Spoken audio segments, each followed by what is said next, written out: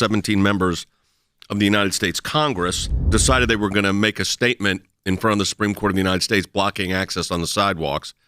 And what is interesting about this, of course, is the Capitol Police had to respond to it. They were detained. They see their hands behind the back, except look what's not there. Handcuffs. None of them were handcuffed. This is in reaction to the Supreme Court's decision in the Dobbs case. And they are so desperate to try to get attention on this. You know what they're doing? Faking they're being handcuffed. This was a stunt. People immediately recognized it. It wasn't something they got away with for even 5 seconds. If you look at the person that's right next to AOC, hands are fully, exposed and are moving around. At one point, AOC herself breaks her own fake handcuffs, lifts her arm up in a protest, and then goes right back to it, I think probably realizing, oh no, I just kind of broke that illusion. This is the last thing that the Capital City Police need with all they've got going and their meager resources to defend the Capitol and to protect the people who go into the Capitol. Now they've got 17 legislators who are supposed to be responsible people elected to Congress of the United States doing a political stunt in front of the Supreme Court. And then when they're escorted away, not even detained, making this fake illusion of being manacled by putting their hands behind their back and then raising them when they see that the opportunity arises to wave. This is something that you shouldn't do to the police. That's called an obstruction violation. It's a $50 fine. They had a table set up to prepare for these arrests. So obviously they knew they were coming.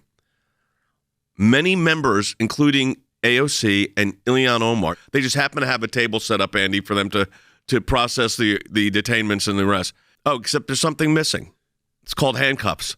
So this is totally a political stunt, but it takes the time and resources of the Capitol Hill Police to do this. I represent an Operation Rescue. They were pro-life protesters. Some were simply engaged in pamphleteering. Others, quote, blocked access, which would be the unlawful for a person to crowd obstruct a sidewalk. Okay, that's the same thing these people were doing. This is what actually happened to pro-life protesters. As you can see, this is for real. I mean, they're dragged away from the scene. But the point of what we're trying to show you is the hypocrisy of this. AOC is wearing a wool winter coat. It was, I think, 97 degrees in Washington yesterday, maybe warmer with the heat index. And she's wearing it. I don't know what the purpose is. Maybe so you wouldn't see that there were no handcuffs. But they put their arms, this was a coordinated effort, they put their arms, Logan, for media theatrics. You had the conservatives and the liberals who are actually coming out against it, again, saying stuff like you're saying, which is it's a waste of people's time. It doesn't fit anyone. It doesn't help anyone.